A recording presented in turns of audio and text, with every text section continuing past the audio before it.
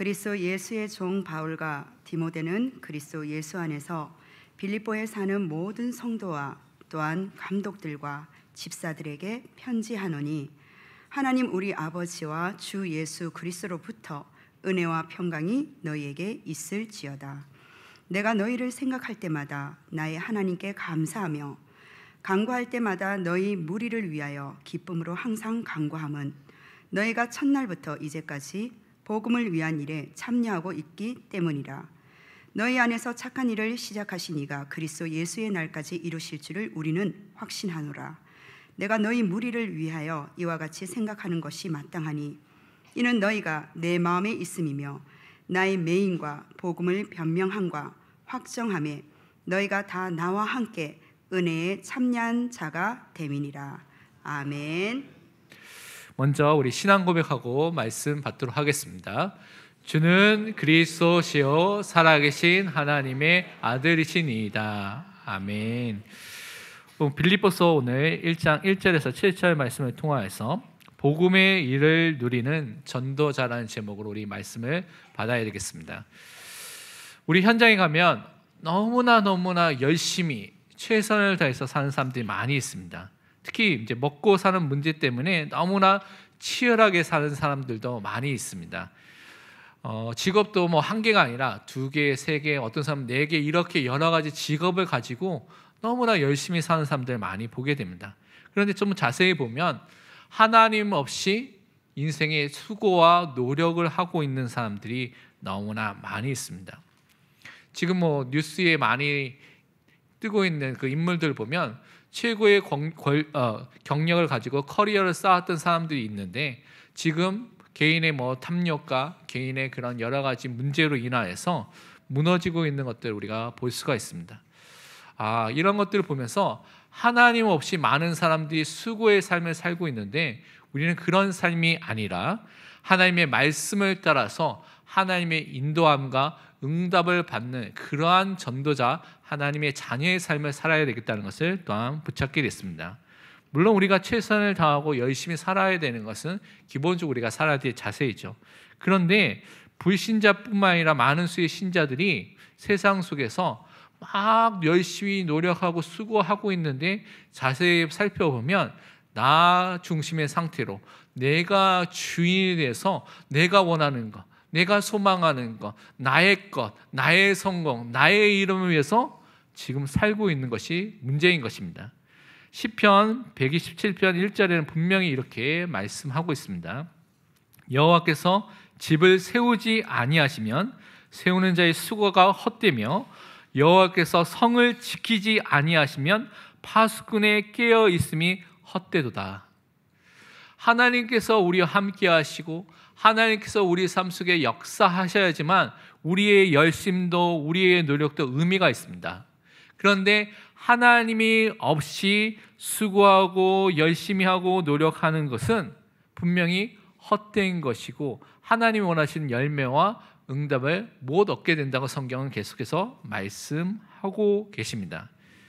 그렇기 때문에 우리는 하나님이 우리 인생의 주인이 되도록, 하나님의 인도함을 받도록 항상 기도해야 되는 거고, 하나님의 역사가 우리 삶 속에 항상 있기를 위해서 또한 그 인도함을 항상 받아야 되는 것입니다.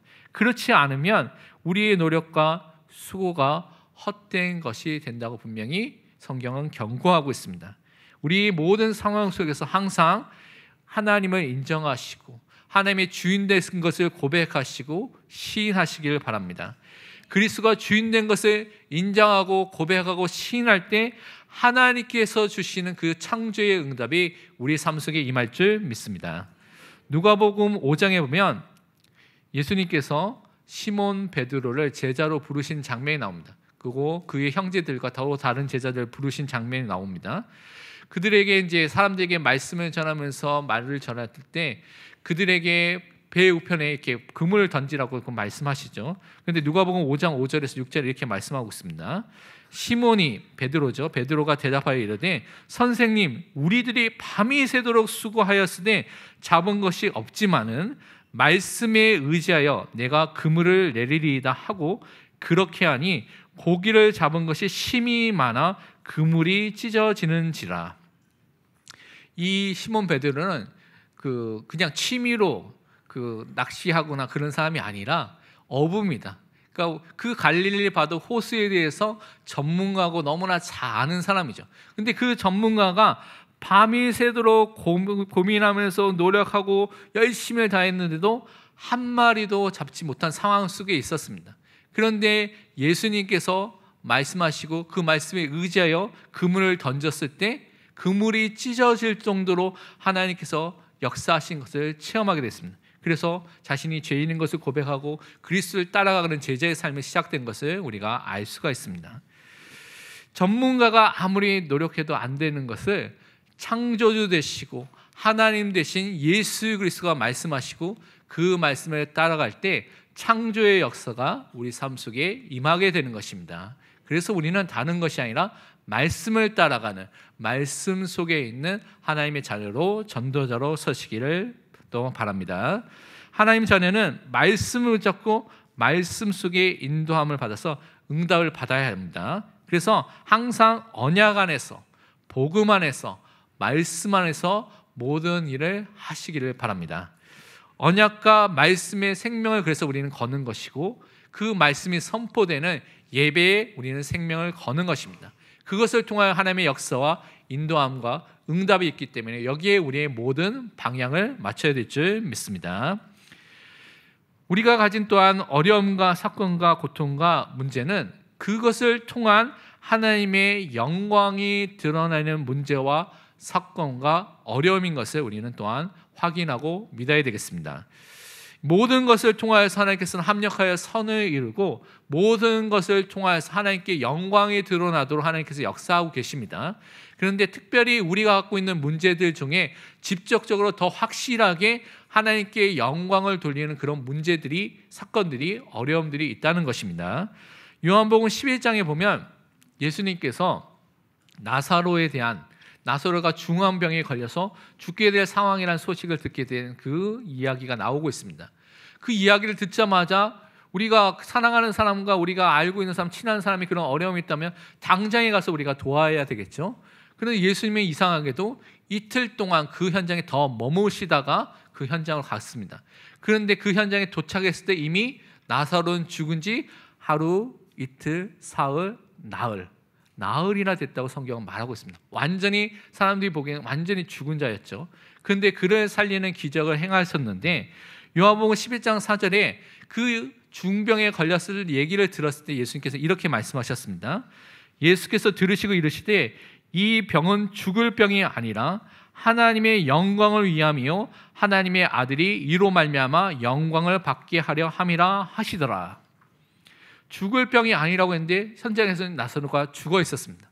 그런데 창조의 능력이 임하니까 나사로야 일어나라 나오라고 말씀하시니까 그 현장의 창조의 말씀대로 죽었던 나사로가 다시 살아나게 된 것입니다. 그것을 통해서 예수님이 하나님이신 것을, 예수님이 우리에게 약속하신 그리스도인 것을 깨닫고 믿게 되고 하나님께 영광을 돌리는 그 역사가 일어나게 된 것입니다. 사람들이 이 기적과 이 역사를 통해서 정말 하나님께 영광을 돌리고 예수님이 그리스도인 것을 믿고 돌아오는 수많은 역사들이 일어난 것을 이 사건을 통해서 우리에게 보여주셨습니다. 그래서 우리의 문제가, 우리 갖고 있는 그 사건과 어려움이 바로 우리에게 예수가 그리스도인 것을 증거하는 그 기회와 통로로 하나님께서 사용하실 그런 시간표가 있습니다. 또한 하나님께 영광을 돌릴 수밖에 없는 그 수단으로서 여러분이 갖고 있는 어려움과 문제를 하나님께서 때로는 사용하십니다. 그래서 낙심하고 좌절하는 것이 아니라 그것을 통해서 나타나신 하나님의 복음의 능력과 또 하나님께 영광을 돌리는 그 축복을 바라보시고 감사하며 기도하시길 바랍니다. 문제의 사건은 복음이 나의 복음으로 확인되는 그 시간표를 하나님께서 허락해 주신 것입니다. 하나님의 능력을 체험하고 하나님께 영광을 돌리는 축복을 하나님께서 주신 중요한 응답입니다. 그래서 문제 속에 감추어진 하나님의 응답을 보고 기도하시기를 바랍니다. 오늘부터 우리가 그래서 중요하게 빌립보서에 대한 말씀을 좀 나누도록 하겠습니다. 이 빌립보서는 빌립보 교회에 있는 성도들에게 보낸 편지인 것을 우리가 알고 있습니다. 빌립보 교회는 여러분이 잘 알다시피 사도행전 16장에 바울이 튀르키예, 터키, 아시아 지역에서 복음을 전파하기 위해서 기도하고 힘을 썼습니다. 그런데 주의 성령이 그것을 막았죠. 그래서 마게도냐에서 환상을 보게 했는데, 드로아에서 환상을 보게 했는데, 마게도냐 사람이 손짓하는 것을 보고 마게도냐, 지금의 그리스 지역으로 넘어가서 복음을 전하게 되고, 첫 번째 유럽 현장에, 마게도냐 현장에 세웠던 교회가 어떤 교회냐면 바로 이 빌립보 교회입니다. 그 현장에서 처음 복음을 전해서 주님께서 마음의 문을 열어 복음을 받게 한 사람이 바로 자주장사 루디아입니다. 그래서 그 과정을 통하여서 또 그 후에 귀신 들린 여정이, 점치는 여정이 돌아오게 되고요, 간수와 그 가족들이 돌아오게 되는 역사를 통하여서 빌립보 교회가 시작된 것입니다.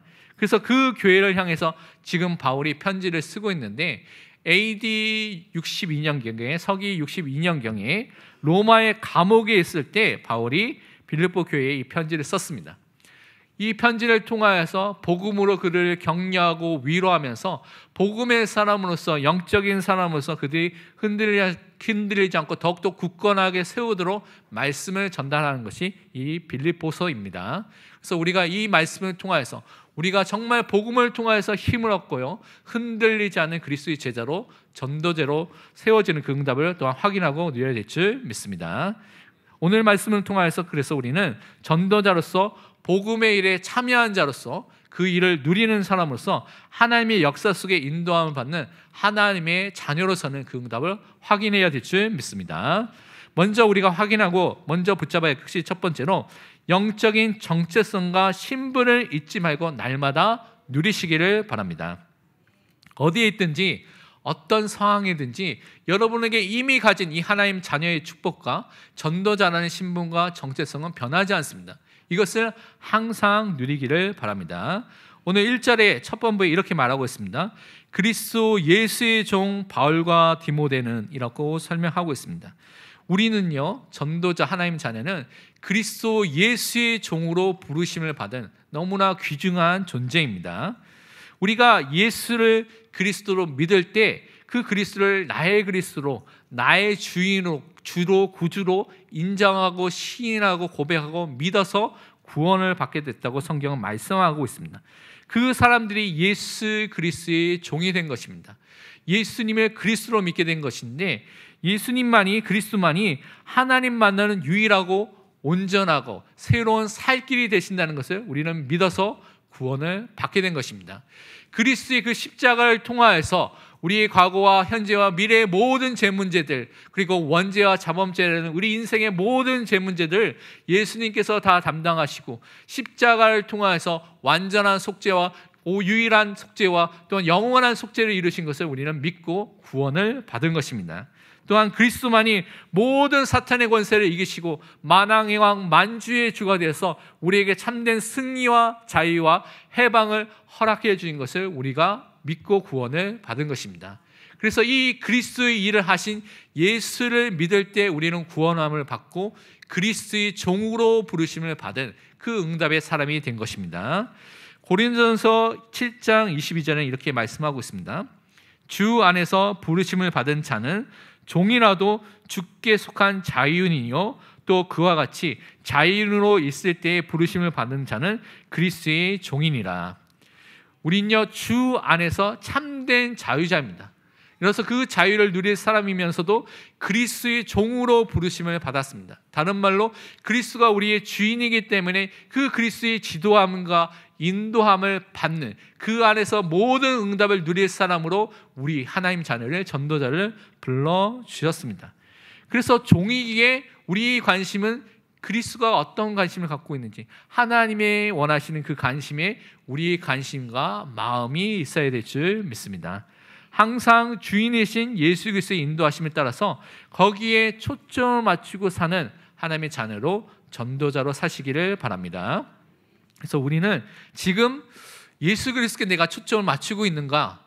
내가 정말 그 그리스도께 우리의 마음을 드리고 있는가? 정말 그리스도가 원하는 것에 방향을 맞추고 정말 집중하고 있는가라는 것들을 항상 점검해 보시기를 바랍니다. 또한 1절 하반부에 보면 그리스도 예수 안에서 빌립보에 사는 모든 성도와 또한 감독들과 집사들에게 편지하노니라고 말하고 있습니다. 우리는요, 그리스도의 종이면서 그리스도 예수 안에 사는 전도자입니다. 이것은 예수 그리스도를 믿을 때 내가 그리스도 안에, 그리스도가 내 안에 있는 그리스도와의 신비한 연합의 축복을 이루게 되는 응답을 받은 존재가 됐다는 것입니다. 그 사람이 누구냐? 바로 성도, 하나님께서 구원하신 거룩한 백성인 성도가 된 것이고, 그 성도 중에 하나님의 일을 감당하기 위해서 여기 감독이라고 말하는 장로들과 또한 집사들의 직분자들을 또한 세우셔서 그리스도의 일을 감당하도록 부르시고 세우신 것입니다. 그렇기 때문에 직분 이전에 우리에게 있는 것이 무엇이냐? 그리스도 안에 사는, 그리스도와 함께 사는 그 성도로 부르시고 그리스도인으로 부르셨다는 것은 항상 잊지 말고 누리시기를 바랍니다. 요한복음 15장 5절에 말씀하기를 나는 포도나무요 너희는 가지라 그가 내 안에 내가 그 안에 거하면 사람이 열매를 많이 맺나니 나를 떠나서는 너희가 아무것도 할 수 없습니다. 여러분이 포도나무 대신 그리스도께 접해져 있고 그 안에 있는 사람입니다. 그래서 그리스도와 연합된 그 축복을 가진 구원받는 하나님의 자녀이기 때문에 그리스도 안에 있을 때 우리는 열매를 맺게 되어 있습니다. 그래서 우리의 생각과 우리의 말과 우리의 결정과 우리의 행동과 우리의 모든 선택과 일이 항상 예수 그리스도 안에 있는지를 점검해 보아야 됩니다. 그 점검을 통해서 그리스도 예수 안에 있을 때 우리가 그 안에 거하고 그 안에서 인도받음을 받고 그 안에서 행하게 됐을 때 우리의 삶을 통한 하나님께서 주시는 열매가 우리의 삶을 통해서 나타나게 될 줄 믿습니다. 그래서 주인 대신 그리스도의 인도함을 받는 전도자로 항상 사시길 바랍니다. 여러분의 상황과 문제와 사건과 사람과의 갈등과 많은 것 속에서 그리스도가 주인이 될 수 있도록 인정하시고 고백하시고 시인하시길 바랍니다. 그 문제 속에서 그리스도가 역사하시도록 기도하시기를 바랍니다. 그러면 분명히 그리스도께서 주시는 응답과 증거를 누릴 줄 믿습니다. 또한 2절에는 또 이렇게 말씀하고 있습니다. 하나님 우리 아버지와 주 예수 그리스도로부터 은혜와 평강이 너에게 있을지어다. 우리가 그리스도의 종으로서 그리스도 안에 사는 삶을 살 때 우리에게 임하게 되는 것이 무엇이냐? 하나님의 은혜와 하나님께서 주시는 평강과 평화와 안식이 우리 삶에 임하게 됩니다. 그래서 우리는 은혜로 살고 그 평강의 은혜 속에서 사는 그 전도자로 우리를 부르셨다는 것을 잊지 마시기를 바랍니다. 우리가 구원받은 그 자체가 하나님의 은혜로 구원을 받게 됐습니다. 우리가 행한 어떤 행위나 노력이 아니라 창세전에 이미 예수 그리스도 안에서 그 은혜를 따라서 깊으신 뜻대로 우리를 예정하시고 선택하시고 하나님의 시간표 속에서 복음을 듣게 하셔서 불러주셔서 구원을 받은 것입니다. 구원을 시작하신 그 하나님께서 구원을 끝까지 완성시키는데 우리가 살고 있는 이 신앙생활하는 이 기간 동안 이 기간에도 우리는 날마다 하나님의 주신 은혜로 예수 그리스도께서 주시는 그 은혜 속에 살도록 우리를 인도하고 계십니다. 그래서 은혜 속에서 힘을 얻고요, 은혜 속에서 강건해지고 은혜 속에서 모든 것을 할 수 있는 은혜의 사람으로 여러분을 부르신 것입니다. 그렇기 때문에 예배가 중요하고 말씀이 중요하고 기도하고 전도하는 이 삶이 너무나 우리에게 이 은혜를 유지하는 삶인 것을 잊지 마시기를 바랍니다. 요한복음 14장 27절에 말씀하기를 평안을 너에게 끼치노니 곧 나의 평안을 너에게 주노라. 내가 너에게 주는 것은 세상에 주는 것과 같이 아니하니라. 너희는 마음에 근심하지도 말고 두려워하지도 말라. 예수 그리스도께서 우리에게 평안을 주신다고 말씀하셨습니다. 세상이 알지도 못하는 평안, 참된 평안과 안식과 쉼이 누구에게 있습니까? 그리스도께 있습니다. 그래서 우리가 그리스도로 갈 때, 그리스도를 우리 삶 속의 주인으로 인정할 때 하나님이 주시는 참된 평안과 안식과 쉼을 얻고 그 안에서 모든 것을 할 수 있는 그 축복의 사람으로 서야 될 줄 믿습니다.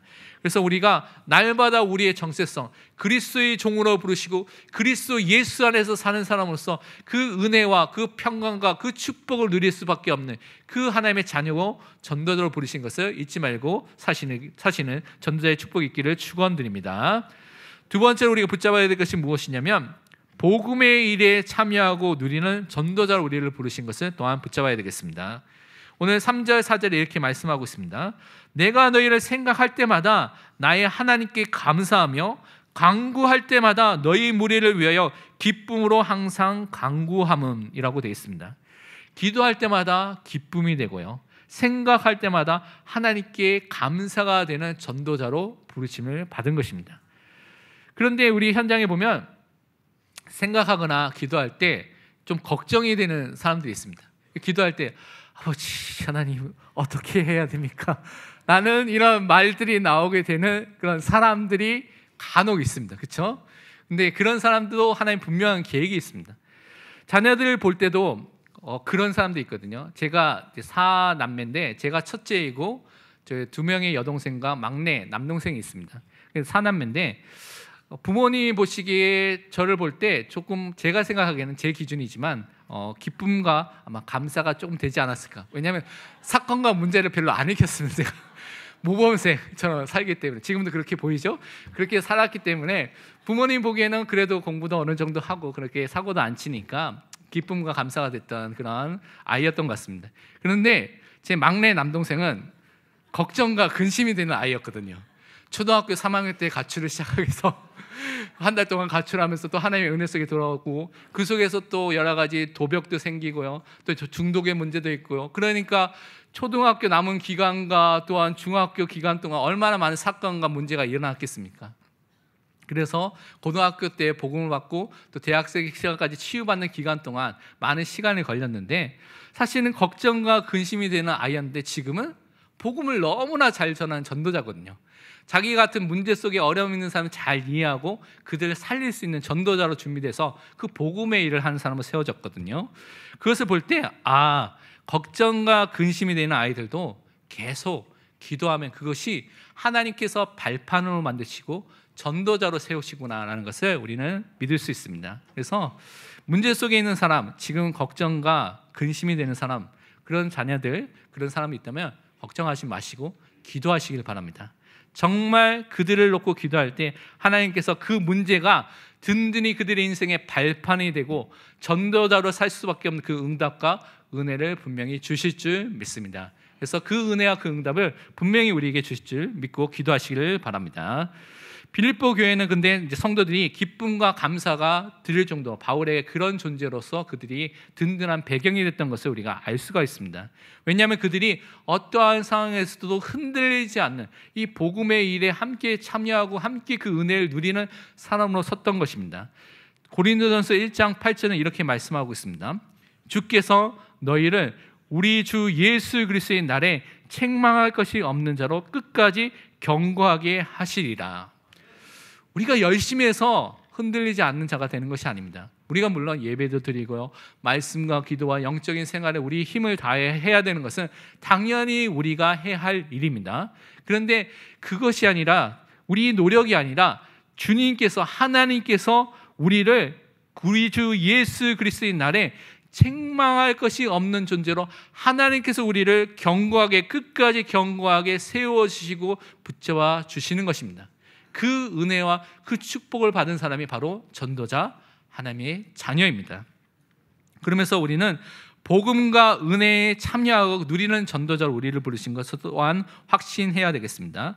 5절 말씀이 말씀하기를 너희가 첫날부터 이제까지 복음을 위한 일에 참여하고 있기 때문이라고 말하고 있습니다.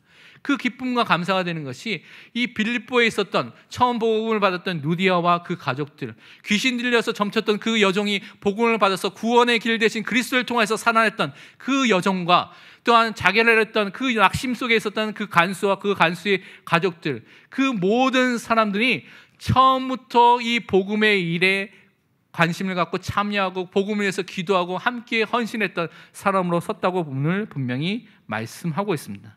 그래서 그들이 처음부터 오직 예수 그리스도의 복음만을 붙잡고 시작한 사람이라고 오늘 증거하고 있습니다. 이 오직 예수 그리스도의 복음으로 시작할 수 있는 그 자체가 하나님의 은혜입니다. 우리의 배경을 보면요, 우리가 열심히 신앙생활을 했다고 했는데 어떤 사람은 율법주의에 빠져서, 어떤 사람은 신비주의에 빠져서, 어떤 사람은 인본주의에 빠져서, 어떤 사람은 박애주의에 빠져서, 어떤 사람은 사회정의에 빠져서 여러 가지 자기가 옳다고 하는 것에 빠져서 열심히 신앙생활을 하다가 한계를 맞아서 그때 하나님께서 복음을 알게 하셔서 이 함께 복음 운동에 동참하신 분들도 있는 것으로 알고 있습니다. 그런데 이 빌립보 교회는 오직 예수 그리스도의 복음으로 처음부터 시작하고 그 복음의 운동에 한참 함께 동참한 교회가 됐다고 오늘 말씀하고 있습니다. 빌립보서 4장 15절에는 빌립보 사람들아 너희도 알거니와 복음의 시초에 내가 마게도를 떠날 때에 주고받은 내 일에 참여한 교회가 너희 외에 아무도 없었느니라. 바울이 했던 이런 전도운동과 선교운동에 함께 처음부터 동참하고 그가 했던 많은 일에 처음부터 동참하여서 그 전도와 선교를 기도하고 후원했던 교회가 어떤 교회냐? 바로 이 빌립보 교회였습니다. 정말 마음을 갖고요, 전도와 선교의 방향을 맞춰서 함께 그 일에 헌신했던 사람들이 이 빌립보 교회인 것을 말씀하고 있습니다. 그래서 7절에 바울이 이렇게 말할 수밖에 없는 것이죠. 내가 너희 무리를 위하여 이와 같이 생각하는 것이 마땅하니 이는 너희가 내 마음에 있음이며 나의 매임과 복음을 변명함과 확증함에 너희가 다 나와 함께 은혜에 참여한 자가 됨이라. 바울의 마음속에 담긴 교회의 성도들이었습니다. 왜냐, 그들이 그것을 놓고 함께 기도하고 후원하고 헌신하면서 함께 동참하여서 은혜 속에서 함께 바울의 사역에 동참하는 사람으로서 그것을 누리는 사람으로 세워졌기 때문에 바울이 이렇게 고백을 하는 것입니다. 정말 우리가 한 마음에 대해서 함께 원네스 하나가 되고 공동체가 되어서 전도와 선교에 또 함께 사용될 수 있는 그 축복을 받는 참된 교회의 응답을 누려야 될 줄 믿습니다. 그래서 우리가 다른 것이 아니라 이 목회자와 말씀이, 언약이, 강단이 통하는 사람으로 서는 것이 너무나 중요합니다. 그래서 여러분의 마음속에 다른 것이 아니라 강단에 주신 말씀이 여러분 안에 담겨져 있는 사람이 되는 것이 너무나 중요하고요. 또한 기도 제목이 통하는, 함께 한 방향으로 우리가 방향을 맞춰서 기도하면서 함께 응답을 받는 그 축복을 누리는 것이 너무나 중요합니다. 그때 여러분이 성도와 그 모든 중직자들과 렘넌트들이 함께 목회자의 사역에 동참하게 되는 것이고 함께 복음을 누리고 함께 이 복음의 사역에 하나님이 원하시는 그 응답 속에 함께 동참하게 되는 것입니다. 그래서 그 은혜를 항상 누리는 전도자로 서시기를 또한 축원드립니다. 또한 세 번째 우리가 붙잡아야 될 것이 무엇이냐면 하나님이 시작하시고 하나님이 이루시는 구원의 역사 속에 있는 전도자인 것을 확신하시기를 바랍니다. 오늘 6절에 이렇게 말씀하셨습니다. 너희 안에서 착한 일을 시작하신 이가 그리스도 예수의 날까지 이루실 줄을 우리는 확신하노라. 여러분이 날마다 확신하시기를 바랍니다. 하나님께서 여러분 삶 속에 시작하셨습니다. 그리고 그리스도 예수의 날까지 하나님께서 이 모든 구원의 일을 다 이루실 것을 믿고 확신하는 전도자로 서시기를 바랍니다. 그래서 우리는 예수 그리스도를 믿음으로 받은 구원의 축복을 받은 그 은혜의 사람입니다. 요한복음 11장 25절 26절에 분명히 나사로를 살리면서 이렇게 말씀하셨습니다. 예수께서 이르시되 나는 부활이요 생명이니 나를 믿는 자는 죽어도 살겠고 무릇 살아서 나를 믿는 자는 영원히 죽지 아니하리니 이것을 내가 믿느냐. 우리가 정말 나사로가 죽었다가 다시 살아난 것보다 더 큰 기적과 더 큰 은혜를 받은 사람입니다. 죄 속에서 하나님 떠나서 사단의 종으로서 살 수밖에 없는 죄인이었던 우리를 예수 그리스도의 십자가와 부활을 통하여서 그 은혜를 믿게 하심을 통하여서 우리는 구원받은 하나님의 자녀가 되었습니다. 그래서 날마다 이 은혜와 이 축복을 누리는 전도자로 서시기를 바랍니다. 예수 그리스도를 믿고 영접한 자는 영생을 이미 얻은 자입니다. 여러분은 이미 이 영생을 소유한 자입니다. 그래서 구원받은 하나님의 자녀로 여러분을 부르신 것을 잊지 마시기를 바랍니다. 고린도전서 1장 30절에는 이렇게 말씀하고 있습니다. 너희는 하나님부터 나서 그리스도 예수 안에 있고 예수는 하나님부터 나와서 우리에게 지혜와 의로움과 거룩함과 구원함이 되셨으니. 우리가 예수 그리스도를 바라볼 때 그 안에 모든 의로움과 구원함과 거룩함과 또한 우리에게 주신 지혜와 능력이 그리스도 안에 다 담겨져 있습니다. 한 분 예수 그리스도를 바라볼 때 우리는 구원의 축복을 충만하게 풍성하게 누릴 수 있는 그 은혜를 받게 되는 것입니다. 그래서 우리는 항상 이 은혜를 누리는 전도자로 서야 되겠습니다. 또한 우리의 구원은요, 변하지 않는 영원한 구원을 우리에게 허락해 주셨습니다. 요한복음 10장 28절에 말씀하기를 내가 예수님께서 그들에게 영생을 주더니 영원히 멸망하지 아니할 것이요 또 그들을 내 손에서 빼앗을 자가 없느니라. 우리에게 주신 구원은요, 그 영생은 영원한 생명입니다. 그래서 멸망하지 않는 생명을 여러분은 받았습니다. 그리고 예수 그리스도의 손에 붙잡힌 바 된 사람이 됐기 때문에 이 손에서 빼앗아 갈 사람이 절대 없습니다. 우리의 구원은 그만큼 확실하고 변하지 않는 구원을 받게 된 것입니다. 예수 그리스도께서 우리의 완전한 구원의 보증이 되시고 영원히 멸망하지 않는 구원을 우리에게 허락해 주셨습니다. 하나님께서 시작하시고 하나님께서 끝까지 완성하시는 구원의 축복을 받은 것이 바로 하나님의 자녀 전도자입니다. 우리의 구원의 확신이 우리에게 있는 것이 아닙니다. 변하지 않는 하나님께서 창세전에 예정하시고 선택하시고 하나님의 시간표 속에서 부르신 그 은혜에 근거한 것이 우리의 구원입니다. 또 예수 그리스도 십자가에서 죽으시고 우리를 위해서 지금도 중보 기도하시는 그의 속죄 사역과 중보 기도 사역이 우리에게 임했기 때문에 그것이 우리의 구원의 근거입니다. 또한 영원한 성령 하나님께서 우리 안에 영원히 내주하시는 그 축복이 우리의 구원의 근거입니다. 그래서 우리의 구원은 흔들리지 않고 확정된 영원한 구원의 축복을 우리에게 주셨습니다. 그래서 이번 한 주 그 은혜를 항상 누리고 승리하시기를 바랍니다. 결론은 우리 이번 주에 실천할 세 가지 미션을 붙잡아야 되겠습니다. 첫 번째, 우리가 하나님이 일하시도록 기도에 집중하고 기도를 시작하시기를 바랍니다. 너무나 우리가 수고하고 열심히 나가는 사람도 많이 있거든요. 하나님 잠깐만, 예수님 잠깐만, 제가 바쁘니까 잠깐 계시고 제가 좀 다 하겠습니다. 이렇게 생각하는 사람 너무나 많습니다. 그러지 마시고 좀 내려놓고 기도부터 시작하시길 바랍니다. 누가복음 6장 16절에 말씀하기를 예수는 물러가서 한적한 곳에서 기도하시니라. 우리 주인 되시고 교회의 머리 되신 예수님도 공생의 사역하셨을 때 기도할 필요가 없는 하나님이심에도 불구하고 우리에게 보여주시기 위해서 모범으로서 기도로 사역을 하셨습니다. 그래서 우리는 기도로서 모든 일을 해야 되겠습니다. 예수 그리스도의 제자가 맞습니까? 그리스도가 기도하셨습니다. 그래서 여러분도 기도해야 될 줄 믿습니다. 베드로전서 4장 7절에 말씀하기를 만물의 마지막에 가까이 왔으니 그러므로 너희는 정신을 차리고 근신하여 기도하라. 정신을 차리고 기도해야 되겠습니다. 두 번째, 우리는요, 강단 말씀에서 답을 얻고 인도받도록 말씀에 집중하고 말씀을 각인해야 되겠습니다. 특별히 여러분이 일어나서 새벽 기도를 통하여서 주신 말씀을 통하여서 함께 참여하거나 멀리 계신 분은 인터넷을 통해서 참여하거나 늦게 일어나신 분은 일어난 이후에 그 말씀에 함께 동참하여서 말씀을 하루를 시작하시길 바랍니다. 특히 잠자기 전 30분이 너무나 중요한데요. 많은 뇌과학자들, 심리학자들이 뭐라고 말했냐면 잠자기 전 30분에 봤던 것이 잠자는 내내 자는 동안 잠재의식과 무의식까지 계속 각인되고 뿌리가 내려진다고 말하고 있습니다. 그래서 어느 정도로 말했냐, 깨어있을 때 3시간, 4시간 공부한 것보다 잠자기 전 30분 전에 공부한 것이 더 낫다고까지로 말할 정도로 그렇게 잠자기 전 30분이 중요합니다. 그때 여러분이 정말 강단의 말씀을 듣거나 묵상하시거나 정말 말씀에 집중하는 시간을 가지시기를 바랍니다. 시편 1편 2절에 말씀하기를 오직 여호와의 율법을 즐거워하여 그의 율법을 주야로 묵상하는도다. 우리 성경에 보면 주야로 묵상하라는 얘기가 너무 많고요. 밤에 침상에서 침대에서 하나님을 기억하고 기도하고 말씀을 읊조리고 기도했다는 장면이 너무나 많이 있습니다. 왜냐? 잠자기 전 그 시간이 너무나 우리에게 중요하기 때문에 이미 성경은 그 원리를 우리에게 밝혀주었습니다. 세 번째로 우리가 붙잡아야 할 것이 무엇이냐?